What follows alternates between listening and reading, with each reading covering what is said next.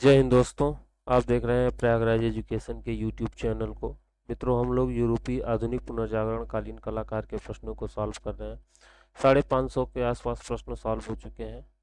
चलते हैं आज के अगले प्रश्न की ओर। और अगला प्रश्न है 553 नंबर का। और 553 नंबर का प्रश्न आपके सामने आ रहा है। कह रहा है कि गेट्स ऑफ हेल का मूर्तिकार कौन है। गेट्स ऑफ हेल को बनाया है रौंदा ने, अगस्त रौंदा ने इसको बनाया है, जिनका जन्म 1840 ईस्वी में हुआ था। ऑप्शन नंबर बी इसका सही जवाब हो जाएगा। और 554 नंबर का प्रश्न, जॉर्ज मूरा का व्यक्ति चित्र किसने बनाया। जॉर्ज मूरा का जो व्यक्ति चित्र है इसे बनाया है एडवर्ड मोने ने। और ऑप्शन नंबर बी इसका सही जवाब हो जाएगा। एडवर्ड मोने जो है, इन्होंने ये फ्रांस के रहने वाले थे और जॉर्ज मूरा का व्यक्ति चित्र को इन्होंने ही बनाया है। इन्होंने तृण का भोजन को का चित्र भी इन्हीं ने ही बनाया था, जिसे 1863 ईस्वी में क्या नाम है कि अस्वीकृत चित्रों की प्रदर्शनी में चित्रित किया गया था। द पोटैटो ईटर का चित्र किसने बनाया, तो वान गॉग ने बनाया potato eater. Option number A इसका सही जवाब हो जाएगा। 56 नंबर कह रहा है कि निम्नलिखित चित्रकारों में से नौ प्रभाववाद का चित्रकार कौन है, उसकी पहचान करिए। नौ प्रभाववाद का चित्रकार यहाँ पे पॉल सिग्नक है। हालांकि नौ प्रभाववाद की शुरुआत किया था जॉर्ज सोरा ने। ऑप्शन नंबर बी यहाँ पे सही जवाब हो जाएगा, पॉल सिग्नक। 557 नंबर कह रहा है कि ओलंपिया नामक चित्र में लेटी हुई स्त्री किसकी आकृति है, जिसे एडवर्ड मोने ने बनाया है। वैश्या की आकृति है ओलंपिया नामक चित्र में। 58 नंबर कह रहा है द थिंकर की मूर्ति किसने बनाई है। अगस्त रौंदा ने ही द थिंकर की मूर्ति बनाई है, फ्रांस के कलाकार हैं। 59 नंबर कह रहा है वाटर लिलीज चित्र श्रृंखला किसने बनाया है, क्लॉद मोने ने ही बनाया है। इसके अलावा इन्होंने इम्प्रेशन द सनराइज और पर्वत नदी घाटी से संबंधित कई चित्र इन्होंने ही बनाए हैं। वान गॉग किस देश का रहने वाला था, डच हॉलैंड का रहने वाला था। ऑप्शन नंबर सी इसका सही जवाब हो जाएगा। रुओ का गिरजाघर किसने बनाया, क्लॉद मोने ने बनाया है 1832 ईस्वी में, सॉरी 1840 ईस्वी में इसका जन्म हुआ था। एडवर्ड मोने का 1832 में हुआ था। ऑप्शन नंबर ए इसका सही जवाब हो जाएगा। 62 कह रहा है वान गॉग की तारों भरी रात किसने बनाई है, मतलब कहाँ पे संग्रहित है। लंदन में नेशनल गैलरी में इसको संग्रहित किया गया है, वान गॉग की तारों भरी रात। ऑप्शन नंबर ए इसका सही जवाब हो जाएगा। 63 नंबर प्रश्न आपके सामने आ रहा है और कह रहा है कि lithography paint poster lithography poster कौन बनाता था। तो एक ही नाम आता है, मैंने आपसे बताया कि तुलुप लोत्रेक जो है ये आपके पोस्टर में काम किया करते थे, लिथोग्राफी पोस्टर का काम यही किया करते थे। ऑप्शन नंबर सी इसका सही जवाब हो जाए। कलाकारों का सही कालक्रम देखिए तो यहाँ पे दोनातिल्ला 1386 ईस्वी, और मसाचो 1401 ईस्वी, और वेरोचियो 1435 ईस्वी, बोतिचल्ली 1445 ईस्वी। ऑप्शन नंबर बी जो है यहाँ पे सही जवाब दिख रहा है, BADC ये क्रम होगा।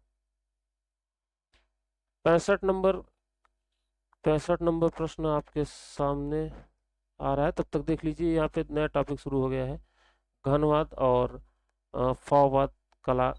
घनवाद और फाववाद नामक दो कला आपके सामने आएंगी, इनके बारे में थोड़ा सा जानना जरूरी है। शुरू करते हैं घनवाद से। और घनवाद जो है 20वीं शताब्दी में यूरोप में ये प्रचलित था। और इसका जो प्रमुख चित्र है एवेन्यो की स्त्रियां, एवेन्या की स्त्रियां इसका प्रमुख चित्र है, पहला चित्र है, जिसे पिकासो ने ही बनाया है। पिकासो ने इसको बनाया है। ये पिकासो 1881 ईस्वी में स्पेन में जन्मा कलाकार है, तो समझ लीजिए वहीं से इसकी शुरुआत हुई थी, एवेन्यू मतलब कि एवेन्यू की स्त्रियों से। और देख लीजिए कि ये जो घनवाद है, घनवाद दो रूप में जाना जाता है। एक हो गया संश्लेषणात्मक और दूसरा होता है विश्लेषणात्मक। संश्लेषणात्मक और दूसरा होता है विश्लेषणात्मक। और इसके ही माध्यम से, घनवाद के ही माध्यम से कोलाज चित्रण शुरू हुआ था। कोलाज चित्रण में क्या होता है कि चित्र के छोटे छोटे टुकड़े होते हैं, या कागज के छोटे छोटे टुकड़े, अखबार के छोटे छोटे टुकड़े को चिपका करके एक चित्र तैयार किया जाता है, जिसे कोलाज कहते हैं। हमारे आपके फ़ोन में जब आप फोटोज खोलते होंगे तो 2-3 फोटो जब सेलेक्ट करते होंगे तो एक ऑप्शन दिखता होगा कोलाज का। फोटो को मर्ज करने, साइड बाय साइड लगाने को ही कोलाज कहते हैं। और घनवाद इस चित्र से, इस आंदोलन का नाम घनवाद इसलिए पड़ा कि ये जो इसके चित्र होते हैं वो थोड़ा सा जैसे क्यूब की तरह दिखते हैं, इसीलिए इसको क्यूबिज्म भी कहा जाता है। घनवाद को अंग्रेजी में क्यूबिज्म भी कहते हैं। इसमें जो चित्र होता है एक तरफ से न देख करके कई नज़रियों से उसको देखा जाता है और फिर उसी तरीके से उसको बनाया भी जाता है। तो ये सारी बातें हैं घनवाद के बारे में, जो कि आपको शायद समझ में आई होंगी। ठीक है, इसके अलावा दूसरा था फाववाद। घनवाद के समकालीन ही चल रहा था फाववाद। फाववाद को जंगलवाद भी कहते हैं। फाववाद को ही जंगलवाद कहते हैं। एक कला समीक्षक हुए थे बोक्सेल, और बोक्सेल ने जब हेनरी मातिस के चित्र को देखा, हेनरी मातिस के चित्र को देखा तो उनको थोड़ा सा अटपटा लगा, और इनके चित्र को जब देखा उन्होंने, अटपटा लगा, अजीब लगा, तो उन्होंने इसको जंगली नाम दिया, फाव नाम दिया। जंगली मतलब फाव। और इस तरीके के जो अजीब चित्र, अटपटे चित्र हुए, उनको बाद में कहा जाने लगा फाववादी चित्र। हेनरी मातिस का समर्थन करने में आए ब्लामंक और जॉर्ज रूओ और डोनजेन, डोनजेन नाम है इनका, डोनजेन नाम है, ये कई कलाकार आए थे। और घनवाद के तो कई कलाकार हैं। एक घनवाद में भारत के बहुत प्रसिद्ध कलाकार हुए थे, जिनका नाम आप लोगों ने सुना होगा, गगनेंद्र नाथ टैगोर, जो कि अवनींद्र नाथ टैगोर के बड़े भाई थे। तो हम लोगों ने यहाँ तक देखा, तो अब आगे देखते हैं घनवाद और क्या नाम है कि फाववाद के बारे में। देखिए यहाँ पे पहला प्रश्न 556 नंबर का आ गया है और कह रहा है कि पिकासो द्वारा ये जो चित्र बनाया गया है, कौन सा चित्र घनवाद का प्रथम चित्र है। मैंने बताया एविन्यो की स्त्रियां, मतलब कि इसको स्पेनिश भाषा में लेस डेमाइसलेस डी एविग्नियन कहा जाता है, तो इसी को है एविन्या की स्त्रियां भी कहते हैं। एविन्या की स्त्रियां, यही चित्र है जो कि घनवाद का पहला चित्र माना जाता है। जो है कि पिकासो के बारे में, पाब्लो पिकासो इनका पूरा नाम है, तो पिकासो के बारे में थोड़ी बहुत बातें जानना जरूरी है। जैसे कि इनका जन्म 1881 ईस्वी में स्पेन में हुआ था। यहीं से प्रश्न पूछा जाता है कि इनका जन्म कहाँ पे हुआ था, पिकासो का जन्म कब हुआ था, कहाँ पे हुआ था। तो स्पेन में 1881 में इनका जन्म हुआ और इन्होंने कई चित्र बनाए, जैसे कि हो गया बेंत की कुर्सी पे वस्तु समूह, बेंत की कुर्सी पर वस्तु समूह। इसके अलावा इन्होंने बनाया, ये घनवाद का प्रथम कोलाज था, ये घनवाद का प्रथम कोलाज था। और इन्होंने बनाया बूढ़ा गिटार वादक, बूढ़ा गिटार वादक। ये बूढ़ा गिटार वादक जो है, पिकासो ने 2 टाइम पीरियड में काम किया। एक 1901 से लेकर के 1904 तक काम किया, जिसको इन्होंने जिसको लोगों ने नीला काल कहा या ब्लू पीरियड कहा, ब्लू पीरियड कहा। दूसरा 1904 से लेकर के और 1907 तक या आगे तक इन्होंने काम किया, जिसे कहा गया गुलाबी काल। तो ये इसको इन्होंने ब्लू पीरियड में ही इसको बनाया है, बूढ़ा गिटार वादक को। और इसके अलावा ये देखिए ब्लू पीरियड जो है, ब्लू पीरियड में इन्होंने नीले रंग को प्रमुखता दिया, और ये जो पिंक काल है, पिंक काल है, इसमें इन्होंने गुलाबी रंग को ज़्यादा महत्व दिया और गुलाबी रंग में ही चित्रित किए। ब्लू पीरियड के कई चित्र हैं, ये नहीं पूछता किस काल के हैं, लेकिन जान लीजिए कि कौन से चित्र कब के हैं। जैसे कि हो गया ब्लू पीरियड में भिखारी हो गया, भिखारी के अलावा रास्ते के गायक,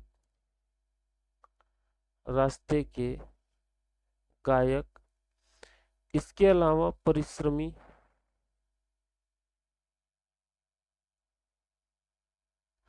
परिश्रमी के अलावा पीड़ित लोग,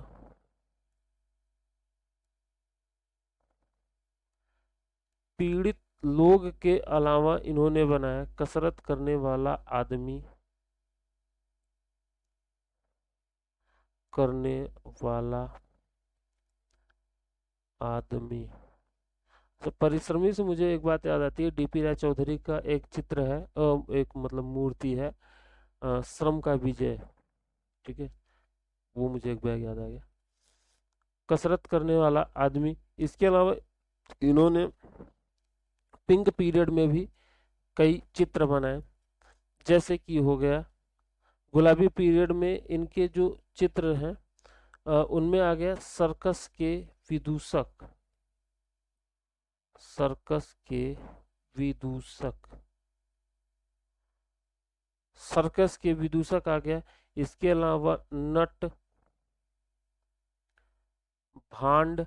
अच्छा, इनमें एक खूबी भी रहा करती थी, जो गुलाबी रंग के पीरियड थे इनका मुख्य विषय हुआ करता था दुख, दुख जो है इसका मूल विषय हुआ करता था। और गुलाबी पीरियड में जो है निराशा व समर्पण इनका मूल मतलब जो भाव रहता था, रस निकल के आता था, निराशा तथा समर्पण का रहता था। तो ये इनकी तो विशेषता रहती थी। इसके अलावा इन्होंने अन्य कई चित्र बनाए, जैसे कि एक 3 संगीतज्ञ चित्र है, जिसके बारे में आप लोगों ने सुना होगा कि भारतीय डाक पे उसको चित्रित मतलब उस पे भारतीय डाक ने अपना छापा है उसके ऊपर, ठीक है, भारतीय डाक ने उसके टिकट जारी किया है उसके ऊपर, 3 गायक के ऊपर, 3 गायक जो है उसके ऊपर इन्होंने मतलब भारतीय डाक ने चित्र छापा है, ठीक है। 3 गायक या 3 संगीतज्ञ, कुछ भी नाम से आ जाए, इन्हीं का चित्र है। और ग्वार्निका एक विश्व प्रसिद्ध चित्र है, ग्वार्निका। ग्वार्निका इसलिए प्रसिद्ध है क्योंकि जर्मन की तानाशाही आक्रमण सरकार ने, तानाशाही सरकार ने आक्रमण करके स्पेन का, ये स्पेन का एक गांव है ग्वार्निका, उसको उन्होंने पूरी तरीके से ध्वस्त कर दिया था। तो इसी पे आधारित चित्र है ग्वार्निका, विश्व प्रसिद्ध चित्र है। तो यही सारी बातें हैं। और क्या नाम है कि इनके जो चित्र हैं वो आपको बार बार देखेंगे, मतलब कि प्रश्नों मिलेंगे, देखते चलेंगे कौन से चित्र इनका है। 50 चित्र हैं इनके, जो कि महत्वपूर्ण है, प्रश्नों में पूछे जाते हैं। तो अगला है 566 नंबर का, पिकासो द्वारा निर्मित बूढ़ा गिटार वादक चित्र डैश डैश की पेंटिंग है। मैंने बताया कि ये ब्लू पीरियड की पेंटिंग है, बूढ़ा गिटार वादक।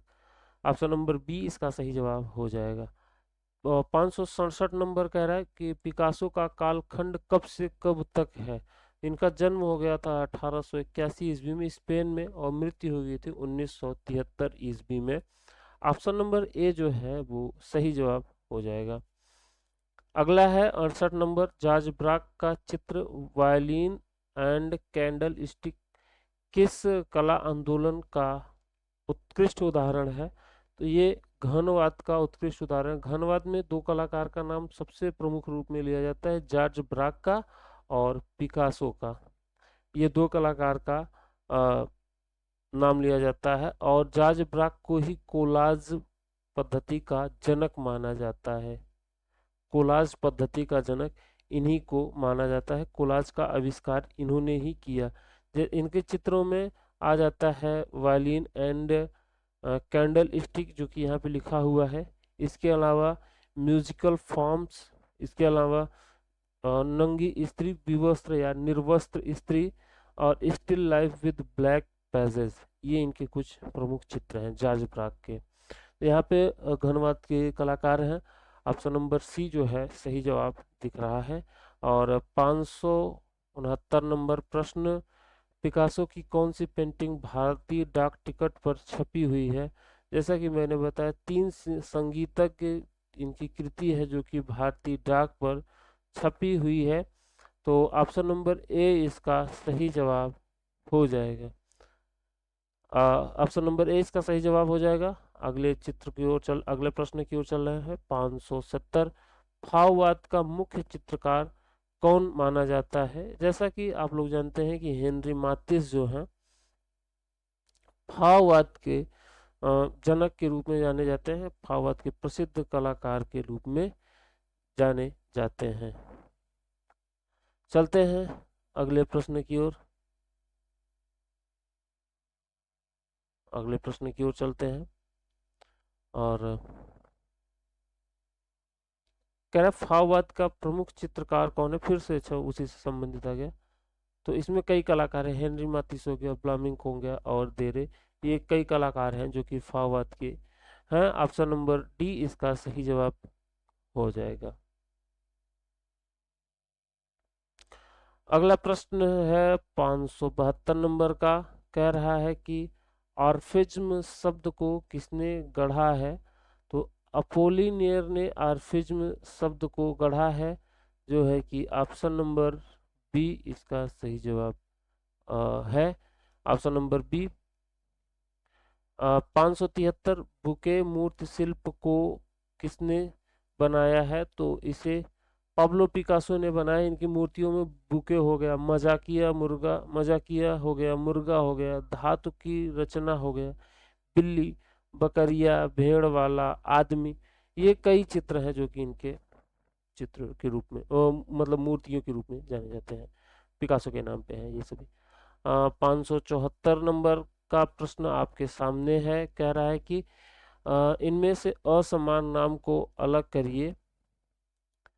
असमान नाम यहाँ पे दिख रहा है कि जीवन का आनंद जो है कि ये हेनरी मातिस का है जो कि फाववाद के हैं।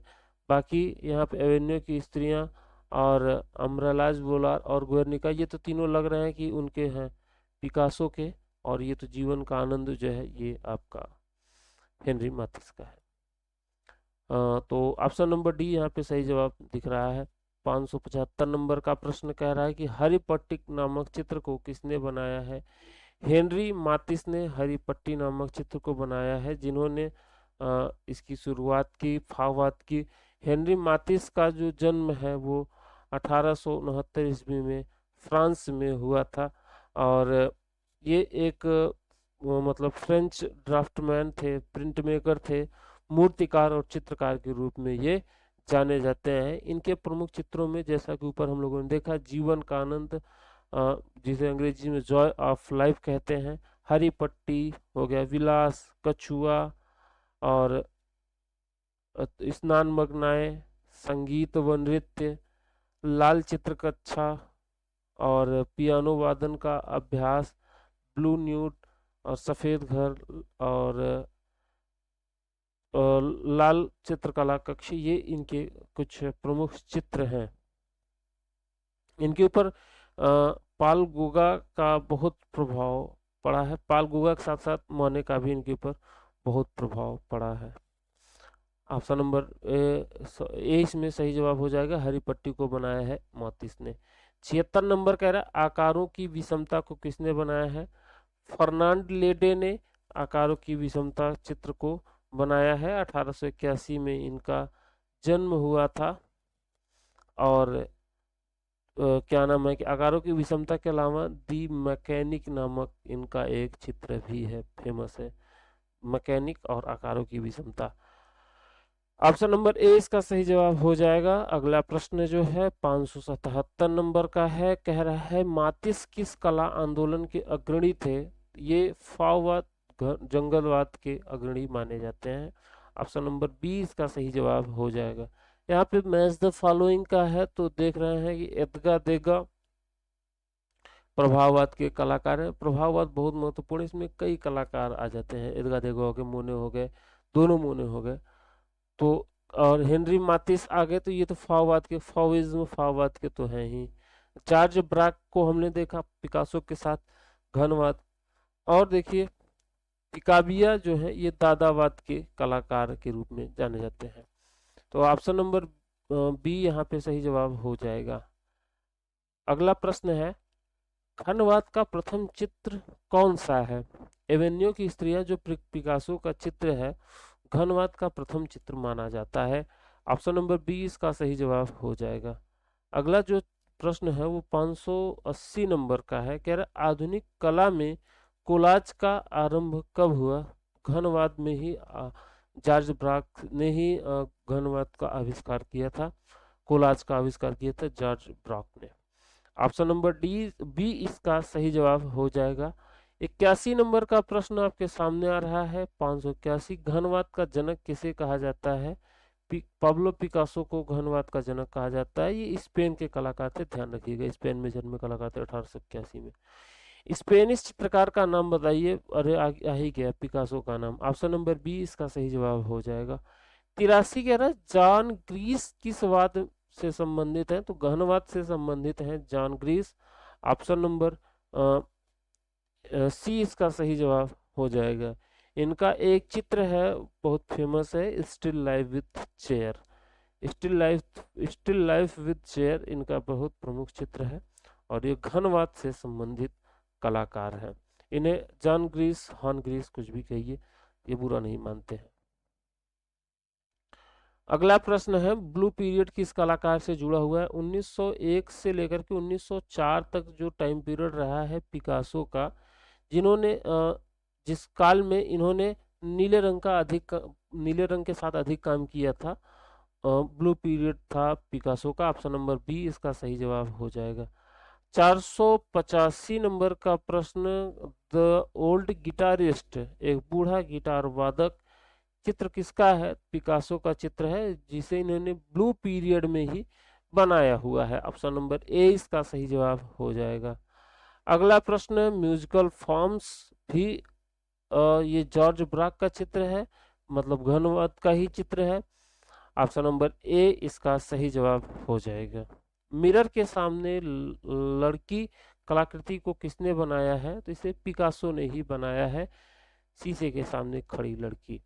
अगला है 88 नंबर, पिकासो की निर्मित गुर्निका, मैंने बताया कि स्पेन का आखिरी गांव था गुर्निका, जिसे जर्मनी ने आतंक करके उसको नष्ट कर दिया था।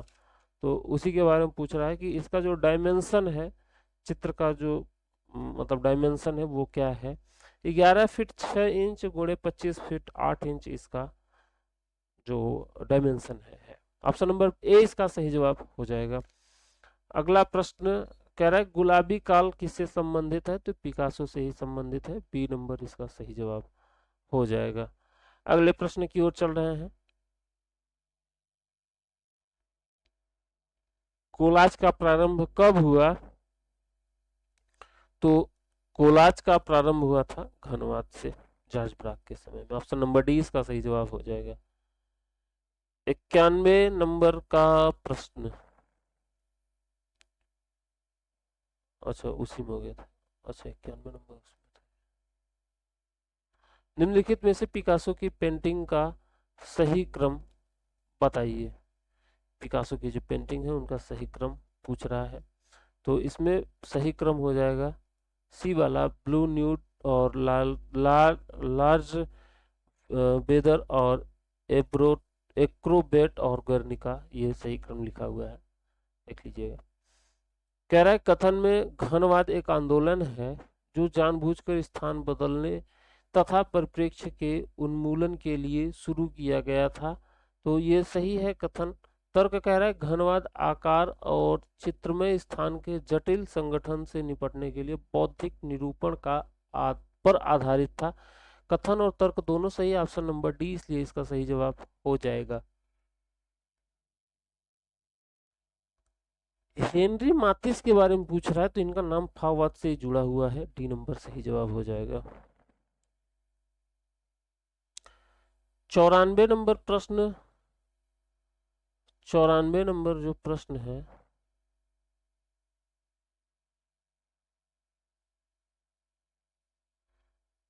चौरानवे नंबर प्रश्न,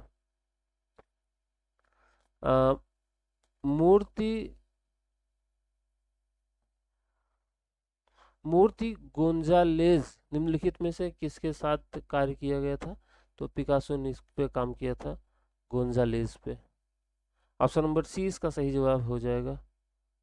395 नंबर प्रश्न आपके सामने है। हेनरी माथिस एक क्या नाम है, जंगलवादी कलाकार थे, फाववादी कलाकार थे। ऑप्शन नंबर डी इसका सही जवाब हो जाएगा। 96 नंबर प्रश्न कह रहा है कि इनमें से एक प्रसिद्ध फाववादी कलाकार कौन है? तो हेनरी माथिस, ऑप्शन नंबर सी इसका सही जवाब हो जाएगा। वुल फाइट सीरीज पिकासो ने निम्नलिखित में से किसका प्रयोग किया था? इस पे इन्होंने ऑफसेट लिथोग्राफी का प्रयोग किया था, लिथोग्राफी छपाई का प्रयोग किया था। 598 ब्लू पीरियड कब से कब था? 1901 से 1904 तक था ब्लू पीरियड। और 99 नंबर का प्रश्न कह रहा है, अभिकथन और तर्क का प्रश्न है कि साइकिल की हैंडल तथा सीट से बनाई गई तृतीय छवि का निर्माण करने वाली पिकासो द्वारा निर्मित वुल्स हेड ललित कला की एक महत्वपूर्ण कृति है। कथन सही है। तर्क कह रहा है कि क्योंकि यह मूर्ति उत्कीर्णन तथा मॉडलिंग की पारंपरिक मूर्ति कलात्मक विधि के विरुद्ध एक प्रतिक्रिया है, परंतु संवेगों को पूर्णतः अभिव्यक्त करती है। तर्क भी सही है, ए और आर दोनों सही है। ऑप्शन नंबर बी इसका सही जवाब हो जाएगा। मिलते हैं अगले वीडियो में। अपना ख्याल रखिए, चैनल को सब्सक्राइब करते रहिए। जय हिंद, जय भारत।